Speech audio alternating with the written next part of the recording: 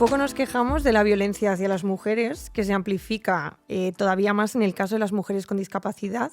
El 40,4% de las mujeres con discapacidad en España han sufrido violencia de género frente al 32% en mujeres sin discapacidad, y estos son datos del estudio de la Fundación 11. Así que para quejarnos en condiciones, hoy nos acompañas tú, Regina Martínez, y no solo nos vas a ayudar a visibilizar pues, una realidad que se silencia socialmente, sino que nos vas a contar también parte de tu experiencia en este sentido. Vamos a empezar un poco más relajadas, ¿no? Con un logro que has compartido hace muy poquito en tus redes sociales, que has corrido tu primera media maratón en el Día de las Personas con Extremidades Diferentes. ¿Nos quieres contar qué significado ha tenido esto para ti? Pues muchísimo, o sea, ya no solo el esfuerzo y todo lo que he trabajado por correr esta media maratón, sino que encima lo he hecho con un significado muy grande, que es el de visibilizar. Como siempre digo, tenemos que seguir ocupando espacios las personas con discapacidad, y correr por la discapacidad, y en este caso por las extremidades diferentes, la verdad es que ha sido muy bonito. He visto además que en tu perfil tenías un montón de comentarios de gente felicitándote por esto, porque tiene mucho mérito, ¿no? Correr tantos kilómetros. Y luego, son comentarios que se repiten a lo mejor pues cuando compartes aspectos de tu día a día. Pero quería preguntarte si muchas veces cuando te ponen esas cosas que aparentemente pues están tan bien intencionadas, si hay algún tipo de comentario en ese sentido que te resulte un poquito problemático y por qué. Pues en este sentido es muy fácil muchas veces que los comentarios, aunque sean con buena intención, evidentemente vayan hacia un lado pues más paternalista o con una visión un poco más infantil de lo que estamos haciendo las personas con discapacidad, que simplemente por el hecho de ser personas con discapacidad ya hacemos cosas porque somos personas, ¿no? Pero en ese sentido, pues muchas veces ese campeona o esos comentarios que igual van ahí desde una situación de privilegio muchas veces frente a quienes estamos supuestamente por debajo, sí que se notan bastante, pero yo intento hacer balance de todo lo que recibo.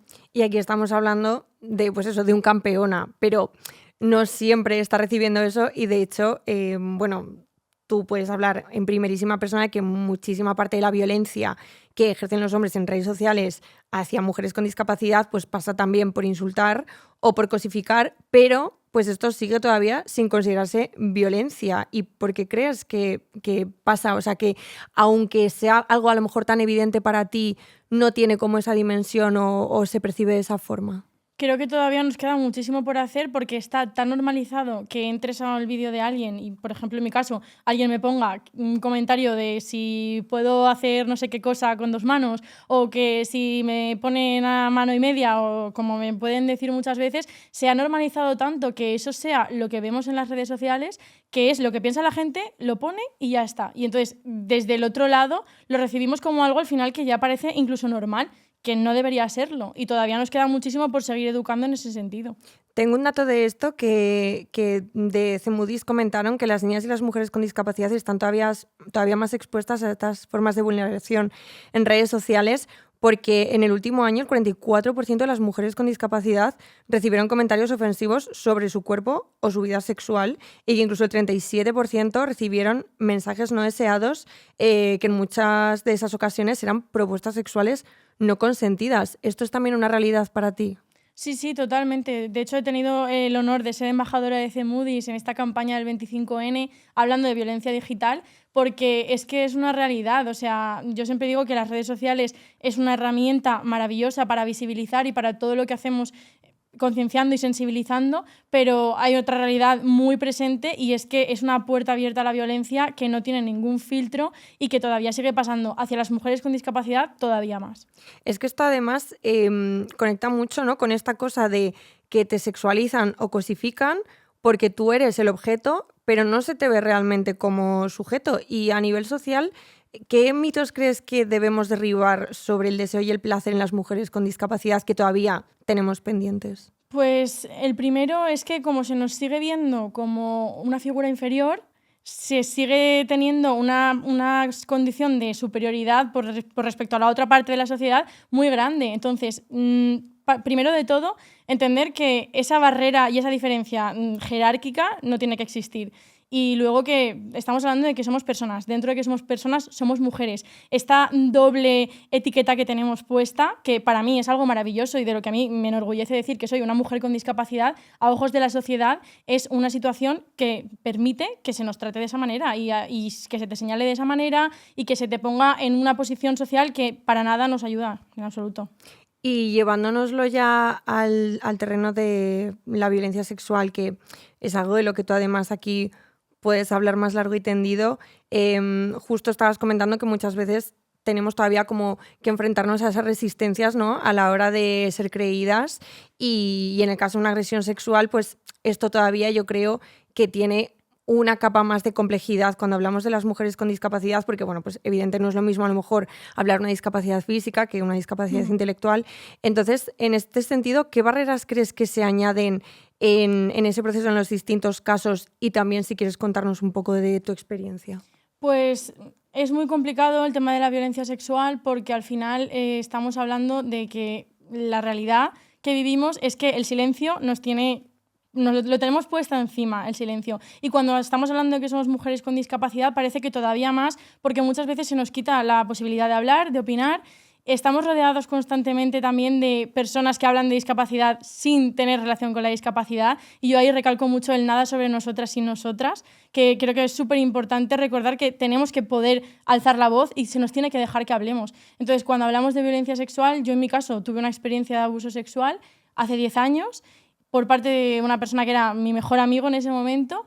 Y claro, yo he tenido que vivir muchísimos años con todo ese silencio, con toda esa culpa y encima con esa sensación, como decía antes, de inferioridad muchas veces y de que a vista de la sociedad he sido menos y eso evidentemente va de la mano con lo que pueda suceder en casos como la violencia.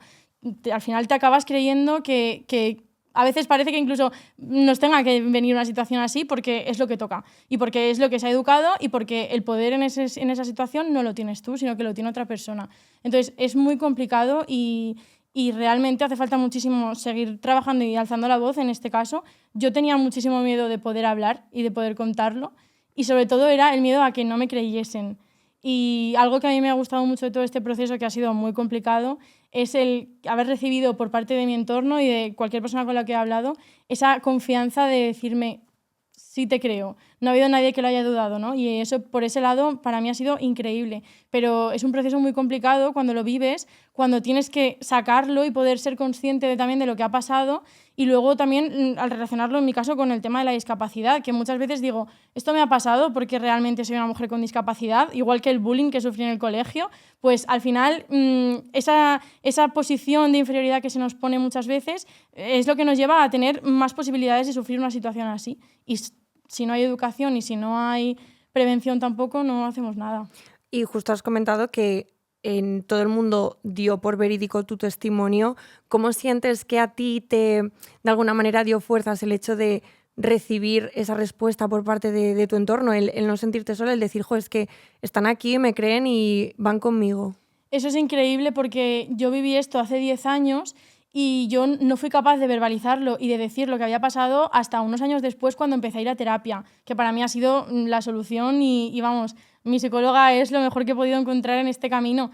Entonces yo me encontré con esta situación y yo viví el duelo mucho más tarde. Entonces, al mirar atrás, pensar en todo lo que había pasado, sacar de verdad todo lo que había ocurrido y darme cuenta de que ese no quiero no había servido de nada, esa situación en la que me habían forzado a hacer algo que no quería no había servido de nada el negarlo, yo cuando me pongo a analizar todo esto pienso, claro, realmente hasta qué punto, que es lo que he vivido hace mucho tiempo, no sé por dónde coger esta situación y entonces cuando lo compartes y te creen y tienes ese apoyo de las personas que te rodean, es maravilloso porque es el impulso que necesitas para no estar sola dentro de que es una situación que solo tú eres capaz de manejar.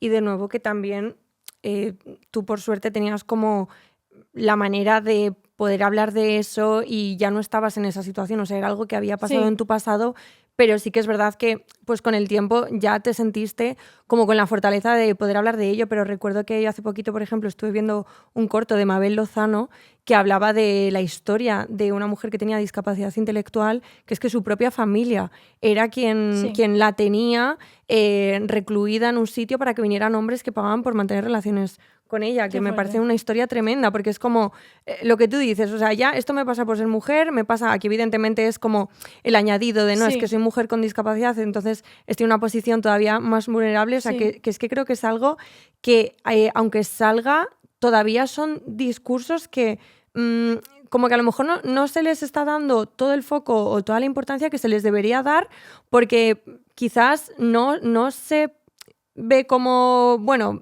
oye, que es que esto es algo muy extendido y que una gran parte de las mujeres con discapacidad comparten precisamente pues también por Sí. ese otro factor. Sí, es que creo que aquí hay algo que tiene mucho peso en todo esto, y es que cuando hablamos de discapacidad estamos hablando al final de cuestionar la capacidad. Entonces, como estamos cuestionando la capacidad de todas estas mujeres que vivimos con estas realidades, al final creo que parece que muchas veces incluso se justifica que todas esas cosas puedan pasar porque tú eres menos, tú no puedes tanto, tú ya no te estoy anulando como persona y te estoy anulando como mujer simplemente porque tus capacidades no son las mismas que las mías, a ojos de alguien que habla desde una normatividad que, si no existiese esa normatividad, no existiría esa discapacidad. Entonces, claro, complica mucho más la situación, y hay realidades muy duras dentro de la violencia que, pues, personas como yo, que la hemos vivido en un momento puntual, pero hay otras que lo viven todos los días. Y antes que comentabas que, bueno, era en relación a los comentarios, pero decías, bueno, que a veces es un tono un poco paternalista, porque está esta cosa de la infantilización de las mujeres con discapacidad. ¿Cómo dirías que eso impacta cuando se trata de percibir, pues, que, oye, que tú puedes marcar unos límites o que se están saltando, o incluso de identificar una situación de violencia? Claro, es que como todo se naturaliza tanto y muchas veces se toma como humor, como broma o como cachondeo, pues ahí se vienen esos comentarios así con esa libertad que tenemos tantas veces, y que ya no es solo el tema del paternalismo, sino también muchas veces el cosificar y el sexualizar. Pues bueno, pues por lo menos eres guapa. Eso lo he leído bastante, ¿no? De, bueno, le quitamos hierro a la discapacidad porque eres guapa. Bueno, pero es que eso no quita que siga siendo una persona y que mi discapacidad es algo que forma parte de mí. Entonces, hay que todavía recordar que yo eso lo intento hacer mucho, y yo no intento contestar como tal a los comentarios y meterme ahí en problemas, sino que sí que es verdad que utilizo esos comentarios que recibo muchas veces para darles la vuelta y tratar de mostrar, pues, la realidad de mi vida y de mi día a día desde otra perspectiva, ¿no? Y decir, bueno, me estás diciendo que mi mano no sirve para nada, bueno, pues ahora yo te hago un vídeo en el que te enseño cómo hago, cocino, limpio, recojo, voy al gimnasio y hago de todo, para que veas que realmente sí que soy útil y que sí que soy válida. Pero eso todavía hay que recordarlo muchísimo, y es muy cansado muchas veces tener que estar constantemente evaluando y viendo qué es lo que comenta la gente solo porque se toman la libertad de hacerlo.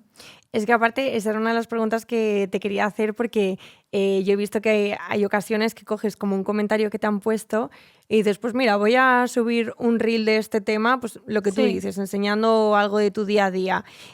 No voy a entrar en preguntarte qué tal llevas el hate, porque yo personalmente es que estoy hasta las narices de que en todas las entrevistas me pregunten ¿qué tal llevas el odio que recibes? Es como, Sí. no es esa la pregunta. Lo No. que te quiero preguntar es que me cuentes qué es lo que te gustaría que pasara en la mente de las personas que ven esos mensajes o esos comentarios que son tan ofensivos, pero que tú como que de alguna manera lo resignificas y le das una vuelta.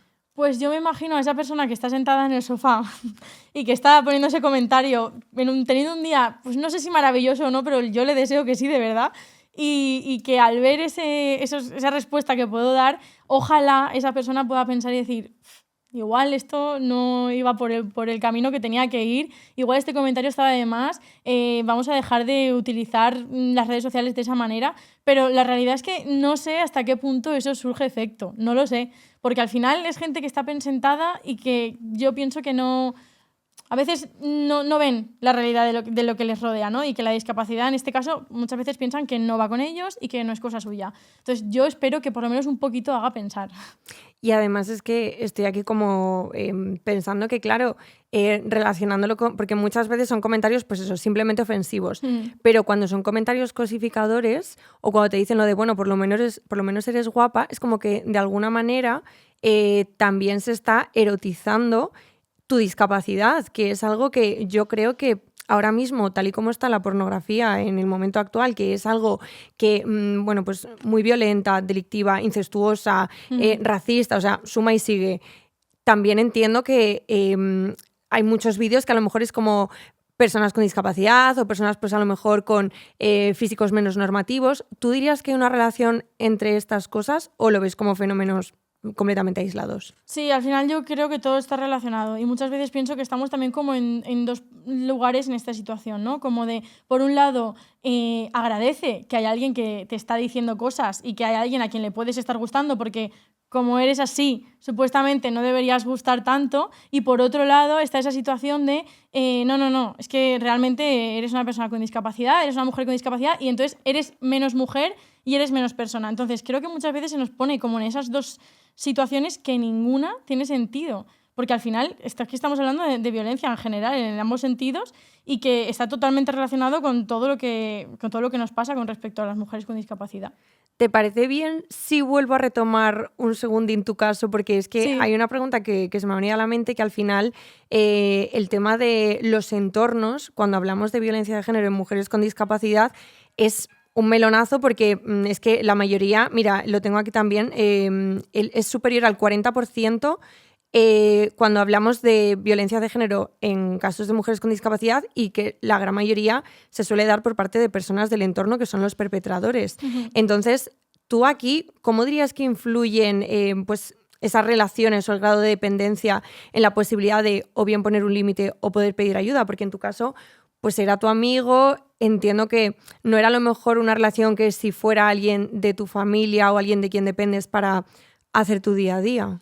Claro, aquí, claro, es que cuando hablamos de discapacidad hay tantas realidades que es imposible hablar de una sola. Entonces, hay muchísimos casos en los que pueden darse situaciones de violencia, como tú estás diciendo, hay veces, pues es en el día a día súper naturalizada porque simplemente como es una persona en la que confías, es una persona que supuestamente te está ayudando, que se supone que quiere lo mejor para ti, muchas veces ahí se camufla la violencia y pasa por algo súper normalizado.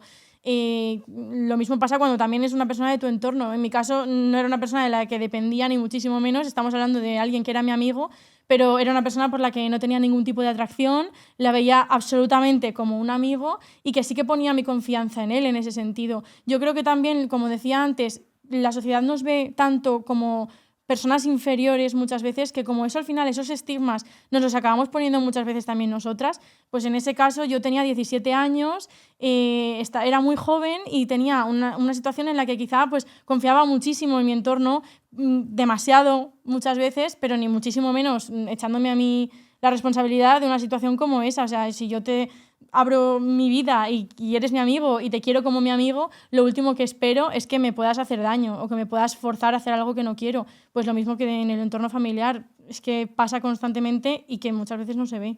Y cuando has hablado de este tema, ¿te han llegado a lo mejor otras chicas que han dicho, "Oh, ostras, gracias por haberlo comentado porque ahora me he puesto yo aquí a hacer memoria", o a lo mejor he querido abrir ese momento de mi pasado donde algo me descuadraba y me he dado cuenta de que lo he vivido también? O sea, ¿has visto como una relación en tú abrirte y que a lo mejor otras mujeres pudieran identificarlo también? Sí, a mí me costó muchísimo llegar al proceso de poder hablar de todo esto y fue cuando ya cerré este círculo y lo tuve todo bien sanado, cuando dije voy a aprovechar también el altavoz que tengo para poder hablar de esto porque no deja de ser una parte de mi realidad y parecía que contaba mi historia y qué bonito todo, pero se quedaba ahí, ¿no? Y yo siempre me quedaba con la espinita de que había una segunda parte que también tiene mucho que ver con mi activismo y tiene mucho que ver con la discapacidad, y es que parte de mi vida la he tenido manchada por esa situación. O sea, yo lo he pasado muy mal porque literalmente no ves la salida. No ves la salida.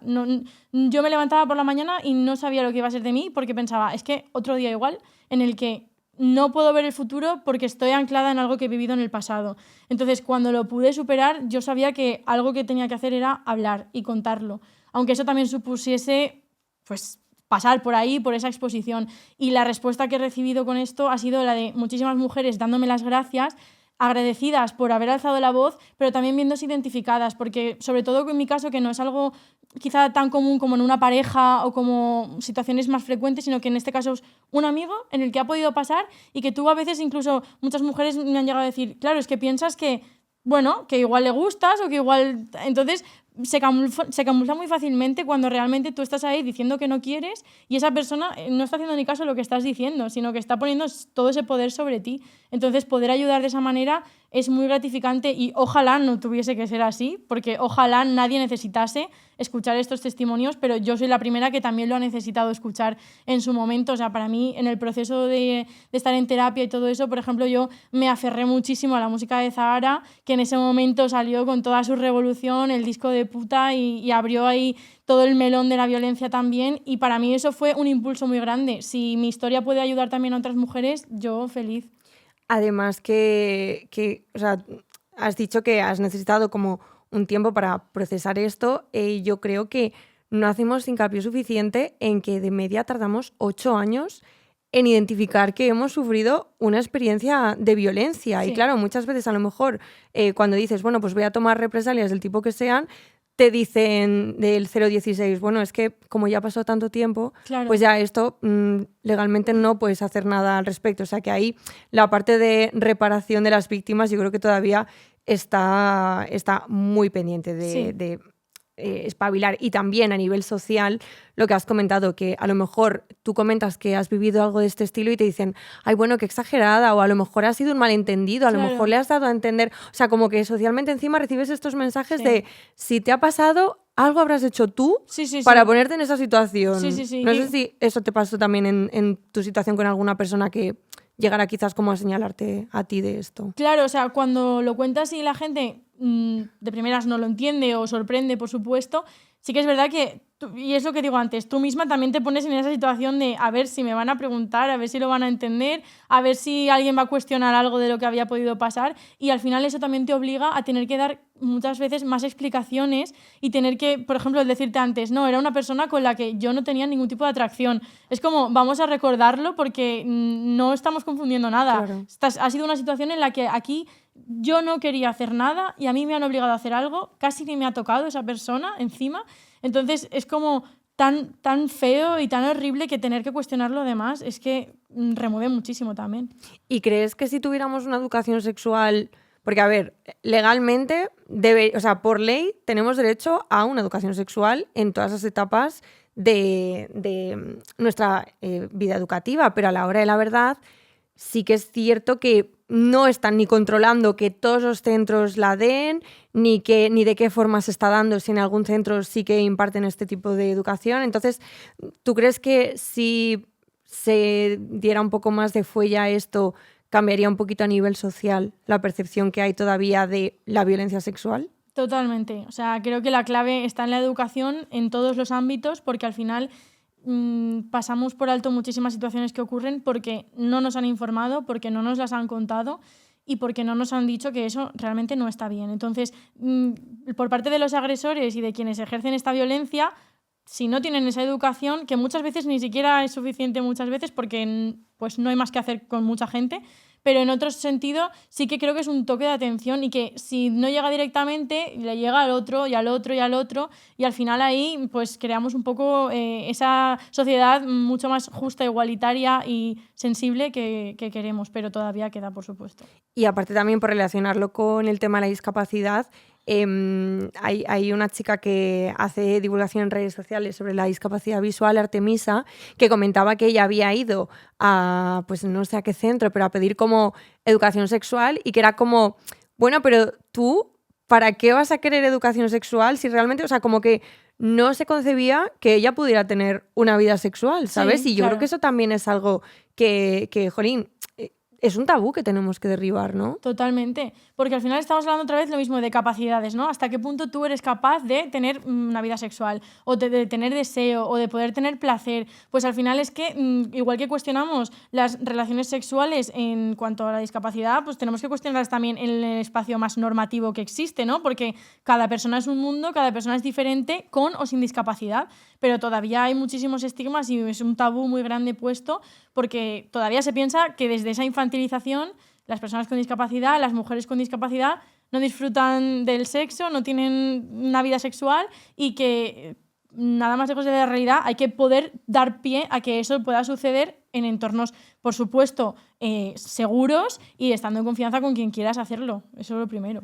mi percepción como periodista, además de este tema, es que cuando se habla de sexo y discapacidad, siempre se suele poner como en el foco a un hombre blanco en silla de ruedas. O sea, no por decir que esté mal que se le dé ese altavoz, ni muchísimo menos, No. sino que parece como que es lo que representa todo, ¿no? O sea, es como, bueno, pues ¿dónde están? Pues eso, una mujer con una discapacidad auditiva, con una discapacidad visual, Es como que, no, siempre es el hombre blanco en silla de ruedas que está diciendo que tiene derecho a pagar por sexo. ¿Tú esto sientes que también es de esta manera? O igual ya te digo, es porque mediáticamente yo que vengo del sector del periodismo coincide que se da así y ya está. Yo creo que sí, porque al final igual como que tendemos a llevarlo todo a lo más normativo posible, ¿no? Entonces, igual, pues en lugar de pensar en una mujer, piensas en un hombre, en una discapacidad que dentro de las que caben, pues igual la más común o más conocida es una persona en una silla de ruedas. Entonces, muchas veces igual que, pues sí, siguiendo esos patrones de normatividad, lo más cercano dentro de una persona con discapacidad puede ser un perfil como ese de ese hombre. Entonces, muchas veces, pues lo mismo, llegamos a eso y entonces no estamos hablando ya de las mujeres ni de ningún tipo de realidad que pueda acompañar a las mujeres de todas las que existen. O sea que sí. Y además, volviendo al tema del paternalismo, y aquí englobándolo directamente con la discapacidad, es como que también parece que si este hombre solo dice que su única manera de tener relaciones sexuales es pagando por sexo, de alguna manera está eliminando toda esa vida sexual o esas relaciones afectivas que tú puedes crear independientemente de que tengas una discapacidad, ¿no? Totalmente, porque la realidad es que las personas con discapacidad tienen sexo, para el que no lo sepa, lo tienen, lo disfrutan y lo viven a su manera sin necesidad de tener que llegar a pagar por él. Entonces, esa puede ser la realidad de algunas personas, pero no es la realidad de lo que existe realmente en las personas con discapacidad. O sea, que somos personas dentro de nuestras condiciones y ya está. O sea, que es así. A ver, yo es que aquí, claro, soy un poco desconfiada, ya te digo, y tiendo a ver pues un poco el tufillo machista Sí, de sí, una sí, vez sí. más pues garantizar que pues muchos hombres cuenten con una Sí. disponibilidad sexual por parte de mujeres, porque ya te digo, o sea, qué casualidad que no apareces tú hablando de, Claro. oye, que las mujeres con discapacidad disfrutamos del sexo, ¿no? Sí. Ya que haces como esta labor tan importante y tan necesaria de contar tu experiencia, contar tu día a día, contar también pues cosas que haces de, pues eso, echarte una media maratón y terminarla y venir hasta aquí, casi que puedes venir corriendo, yo creo, dentro de nada. ¿Hay algún momento que te canses como de tener que explicar siempre lo mismo? Que sea como, jo, es que anda que no está este tema trillado y aquí tengo que volver a sentarme yo otra vez delante de la cámara a contarlo y a derribar este mito. Hay muchísimos, pero yo creo que el tema de las palabras que utilizamos y las formas en las que nos referimos a la discapacidad es algo que todavía no queda claro ni dentro de las redes ni fuera, ¿no? Estas palabras que utilizamos muchas veces para referirnos de manera despectiva a la discapacidad, todos esos términos que ya están obsoletos y borrados y que las personas siguen utilizando muchas veces. Me pasó una anécdota hace no mucho que fui a tomar algo con unos amigos en un bar, se me acercan unos chicos, nos ponemos a hablar, uno de ellos me pide el Instagram, yo se lo doy y muy bien, sin más, y una amiga mía se va al baño y en la cola del baño aparecen esos chicos y un amigo se acerca a las chicas que estaban delante de mi amiga y les dice, oye chicas, una cosa, que es que a mi amigo le ha gustado una chica, pero es que resulta que es manca. Y se ha dado cuenta cuando le ha dado el Instagram. Entonces, yo os quería preguntar, ¿qué hace? ¿Le habla o no le habla? Claro, mi amiga estaba detrás y mi amiga lo escuchó. Obviamente salió a defenderme, vino, me lo contó y dije, vale, vamos a ver qué hacemos con esto. Yo me acerqué a los chicos y el chico me decía, a ver, la realidad es que eres manca. Y yo le decía, sí, bueno, pero es que yo no te digo lo que estoy pensando de ti quizá y ya está, ¿no? La educación se ha perdido muchas veces porque tienes que referirte a mí de una manera despectiva. Lo estás haciendo de manera despectiva a conciencia y estás yendo a otra persona a buscar que te dé esa validez que tú no encuentras en mí y a ver si esto está bien o no. Si esto está socialmente aceptado que mi amigo hable con ella porque tiene una discapacidad, porque le falta una mano, y ahí eso es algo que hay que seguir recordando, que yo intento recordar muchas veces. Si no sabes cómo dirigirte a mí, pregúntame. No sabes cómo me gusta. Yo hablo de mí como persona con discapacidad, pero no me refiero a mí como una persona manca. Para mí, yo siempre me he visto como una persona que tiene una mano más pequeña que la otra. Y eso, para mí, ha definido muchísimo cómo yo me he visto y cómo yo he visto la discapacidad. Entonces, cuando te encuentras con situaciones así, ya no solo en las redes, sino fuera de ellas, es un choque también de realidad, de decir, pues es que todavía queda muchísimo y qué pena que yo esté aquí pasándomelo bien y que en la otra esquina del bar haya una persona hablando de mi discapacidad de esa manera. O sea, eso pasa muchísimo y es una de las cosas que aún hay que seguir recordando. Es que yo no pienso al final que sea algo que se da desde muchas veces la ingenuidad o el desconocimiento. Sí que creo que como estamos en un momento donde en redes sociales vemos que se abre la puerta y se legitiman tantos discursos, tantas etiquetas, tantas palabras que son súper ofensivas, sí que veo que a lo mejor hay como, bueno, pues que eso de alguna manera permea fuera de la pantalla y que la gente se siente como con la legitimidad de decirte esa palabra a la cara y quedarse tan ancho, ¿sabes? Y no pensar a lo mejor en el impacto que puede tener en ti eso. Totalmente. Y que aquí también entra mucho el tema del humor, porque al final estas palabras se utilizan muchísimo para supuestamente hacer humor, y yo que soy una persona que lo utilizo muchísimo a mi favor y que me trato con esa naturalidad muchísimas veces, digo, es que no es humor cuando estás pasando el límite del respeto. Porque yo puedo hacer humor conmigo y de abrirte la puerta a que tú lo hagas conmigo, pero no me estoy faltando el respeto y no lo estoy haciendo desde ese lado tan malo y tan negativo, porque cuando se hace con esa intención se nota. O sea, luego no es, no, pero que es una broma, era un chiste. No, no es una broma porque sé, por cómo lo estás diciendo, que no me lo estás diciendo con buena intención. Entonces, eso es otra parte también, que al final, como vemos tantos memes, tantas cosas, y la gente se ríe y se suma a todas esas tendencias y esos comentarios que hay y esas formas de hablar de la discapacidad y de la gente en general, pues al final se naturaliza hasta el punto de que es lo más normal. Y si lo pienso, pues te lo digo y ya está. Me encanta que abras este melón porque aparte yo soy muy friki de la machosfera y justamente es esto, o sea, es como, bueno, voy a decir esto que es completamente ofensivo en general para todo el mundo o para cierto colectivo, pero como ya estoy usando un meme o estoy usando un reel en formato chiste, pues lo que estoy haciendo es que la gente que igual de primeras podría verlo como algo polémico, baje como un poco la guardia y tenga más tendencia a aceptarlo. Y por otro lado, que si a mí me dicen, oye, es que esto que estás diciendo no es tolerable, yo decir, no, bueno, es que es una broma y eres tú quien no tiene sentido del humor. Claro, a mí me han llegado a decir, ay, no te lo tomes así, tómatelo más a risa, te falta humor. Y digo, pero vamos a ver, me estás diciendo que me falta humor en un vídeo en el que yo estoy haciendo humor con mi propia discapacidad. Entonces, si yo te estoy haciendo un vídeo diciendo, échame una mano o chócame los 5 o cualquier comentario que pueda hacer así, no te estoy dando pie a que tú vengas a hablarme desde esa perspectiva tan horrorosa. Y además es que realmente me estás diciendo que me falta humor. No, lo que te falta a ti es respeto, que es una parte muy, muy importante del ser humano. Claro, pero al final yo creo que puedes ver muy claramente cómo precisamente las redes sociales se convierten en este espacio donde grupos mayoritariamente de hombres al final se sienten como muy realizados y se sienten que tienen el derecho de comentar cosas que son muy ofensivas porque encima cuando uno te comenta pues un término peyorativo, aunque lo disfrace como de un chiste, ¿qué pasa? Que hay otros que dan like. Y entonces y hay otros que comentan, jaja, buah, qué máquina, qué gracioso. O sea, es como que ellos encuentran un refuerzo positivo en eso y que algo que para ti era como tan bueno como decir, oye, pues mira, que estoy aquí yo haciendo una broma, pero porque al final es mi realidad y yo tengo como pues el derecho de poder hacer de esto, de sacar el lado divertido, tú lo estás convirtiendo en algo que te está haciéndote sentir más unido con otros hombres, que lo que hacéis es verme a mí como una broma. O sea, y os estáis cachondeando de mi existencia, básicamente. Sí, al final lo que están haciendo en ese sentido es darle la vuelta totalmente a la intención del vídeo que yo pueda hacer o del comentario que yo pueda hacer y eso sí que es frustrante porque al final tú intentas sensibilizar de otra manera y acercarte a esa parte de la sociedad de otra manera, porque yo siempre lo digo, al final quien ya está sensibilizado y quien ya conoce estas realidades no lo necesita. O sea, donde hay que llegar es realmente a esa gente.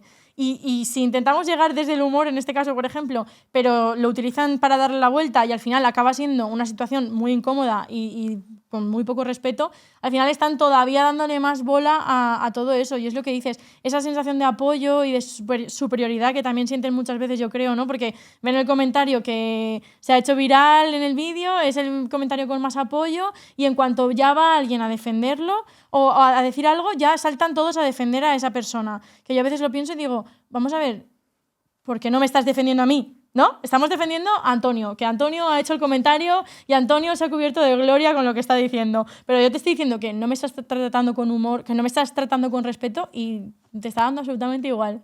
Por ver un lado positivo de las redes, porque ya sabemos como divulgadoras al final que Sí. es que hay muchas zonas muy oscuras. Sí. ¿Qué es para ti lo que te hace sentir quizás más ilusionada o más esperanzada cuando entras en tus redes? Pues a ver, todo esto que estamos hablando al final es una parte real que hay que darle voz y hay que contarla, pero realmente no es lo que más pesa. O sea, para mí lo más importante es el poder llegar pues a otras personas, a otras mujeres, a otras chicas que necesitan muchas veces esos referentes. Yo siempre lo digo, fui una niña que no tuvo referentes, que no tuve en quién mirarme y que ahora esto pueda servir para que otras personas tengan en quien verse reflejados y reflejadas. Para mí es lo más importante. O sea, yo cuando veo que subo un vídeo pintándome las uñas y de repente me manda una mamá un vídeo de su niña pintándose las uñas como yo, que ha aprendido por fin, o atándose los cordones, o cualquier cosa, ¿no? Ya no solo eso, sino muchas mujeres o muchas chicas que me dicen que gracias a ver lo que hago, pues ahora se sienten con más confianza con respecto a su discapacidad, o ya tienen menos miedo de enseñarla y de mostrarse tal y como son. Eso para mí es el valor verdadero que tienen las redes sociales y esa es la parte maravillosa y por lo que hago lo que hago.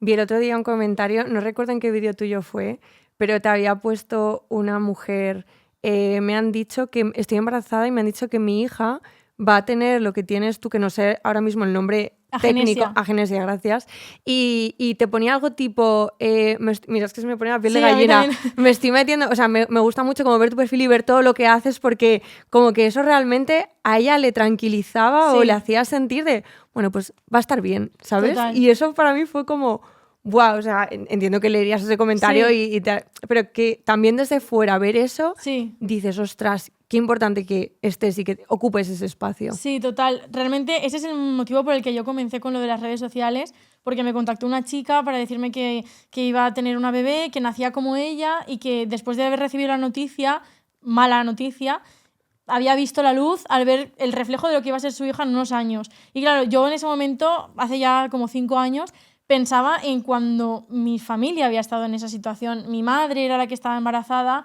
mi madre no tenía el ejemplo de otra persona que ver, mi familia no sabía cómo iba a ser mi vida realmente porque era algo muy desconocido y aún así se atrevieron y me trajeron al mundo y me enseñaron también y me acompañaron para que yo sea la mujer que soy hoy en día. Entonces, qué menos que poder dar eso que yo he tenido a que ahora las generaciones que están viniendo y sobre todo las que lo necesitan también, ¿no? Que hay mucha gente que es más mayor y que no ha tenido esos apoyos tampoco. Entonces, me parece súper importante. Yo cuando leo esos comentarios me emociono muchísimo porque pienso, ojalá no dudases de la capacidad de tu hija, ojalá no dudases de que va a ser una mujer libre y que va a poder hacer lo que le dé la gana, pero realmente necesitamos esa sensación y ese sentimiento de pertenencia y de comunidad y poder crearlo es algo súper poderoso también.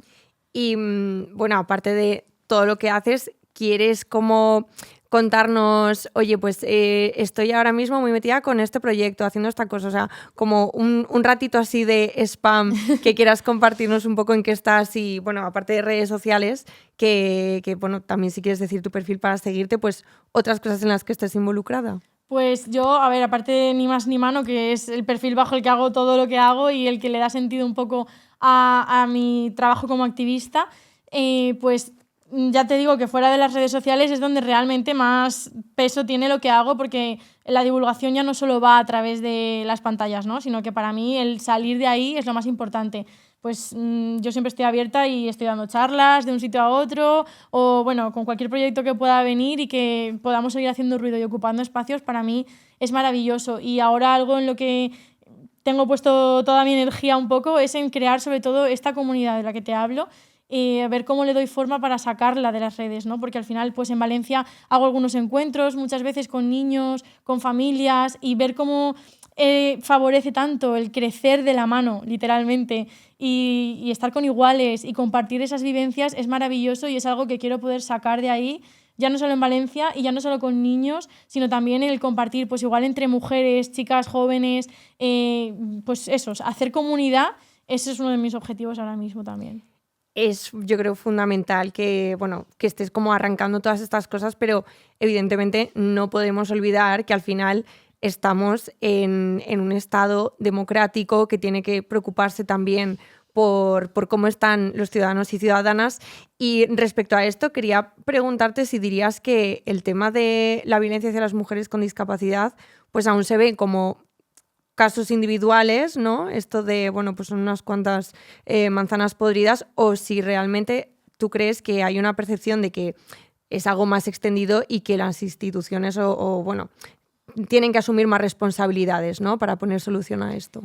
Yo creo que todavía se sigue viendo como algo muy individualizado, y ya no individualizado, sino también muy aislado, como si fuesen casos muy concretos que no están a la orden del día y que no pasan tanto. Y la realidad es que esto pasa todos los días. O sea, solo hay que ver las cifras, lo que estábamos hablando. La realidad es que muchísimas mujeres con discapacidad en algún momento del día, de la vida, sufrimos algún tipo de violencia. Y eso es una responsabilidad social. Es una responsabilidad de todo el mundo, no puede caer sobre nosotras, no puede caer sobre nuestro entorno y no puede caer sobre todo solo sobre quienes, como digo, ya lo tienen claro. O sea, hay que ir y hay que abrir los ojos de quienes todavía no tienen esa conciencia, y es una parte que todavía falta muchísimo por extender y por llevar a lo comunitario. ¿Y crees que es una cuestión de conciencia feminista o sea, de dónde crees que viene como a lo mejor esta laguna, o de conciencia, a lo mejor falta de conciencia capacitista? Pues ¿O que son ambas? Sí, te diría que son ambas, porque por parte de ese lado más de conciencia feminista, creo que muchas veces todavía hacemos falta, y todavía hace falta que se nombre más a las mujeres con discapacidad dentro del movimiento incluso. O sea, creo que últimamente estamos como haciendo más ruido, pero todavía falta, ¿no? Cuando hablamos de el movimiento feminista anticapacitista, que eso todavía no suena tanto. Entonces, hace falta por el movimiento feminista y demás, pero también en cuanto a una construcción social y ese capacitismo en el que vivimos, que muchísima gente no sabe ni siquiera lo que significa esa palabra, ni siquiera saben que la discriminación hacia la discapacidad tiene nombre y que está tan naturalizada y tan en nuestro día a día que, pues como el humor o como los chistes, se cuenta como algo más. Pues muchas gracias. Quiero, antes de terminar, que bueno, pues aproveches para lanzar algún mensaje que te apetezca que se queden nuestras espectadoras o nuestras oyentas, porque, jolín, aparte de seguirte, que por supuesto importantísimo, pues algo a lo mejor que para ti haya sido un aprendizaje de estos últimos años, o yo que sé, alguna lección que hayas sacado, pues igual de terminar esta media maratón, algo con lo que te gustaría que quieras que se queden. Pues algo que creo que es muy importante recordar y que nunca está de más es que no estamos solas nunca, porque al final parece muchas veces que cargamos solas con lo que vivimos, pero es cosa de todas y de hacer, como digo, comunidad.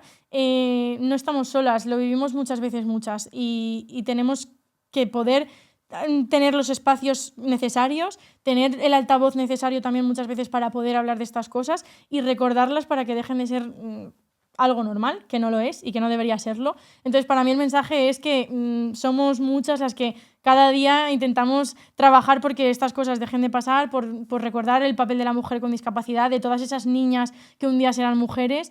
Y por mi parte, yo siempre digo que como Nemo seguimos nadando con su aleta pequeña, y yo ahora también sigo corriendo, que es otro, pues al final es una metáfora un poco parecida, ¿no? Que al final la vida es un camino y hay que seguir recorriéndolo. Muchas veces nos encontramos con situaciones que no queremos vivir y que no merecemos vivir tampoco, pero bueno, aquí estamos para seguir haciendo ruido, y eso es lo más importante que nos tenemos. Me encanta porque dices que seguimos nadando, seguimos corriendo, ya lo que te falta es seguir volando. Pues, o sea que ya, sí.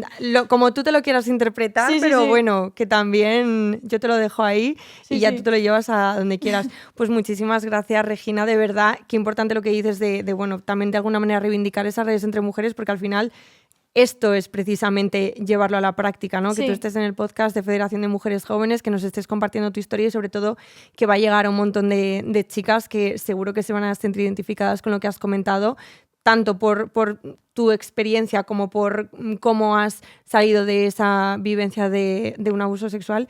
Y de nuevo que gracias, y que bueno, yo te sigo y que cuando quieras, aquí eres más que bienvenidísima. Muchas gracias, yo encantada de estar aquí. Gracias.